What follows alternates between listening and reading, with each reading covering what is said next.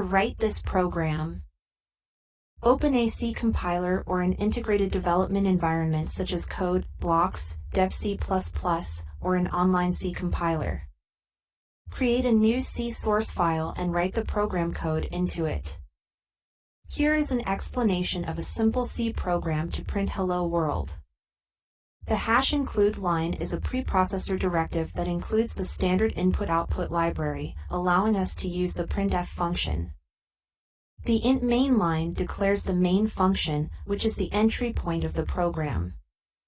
Within the main function, printf is used to display the text Hello World on the console.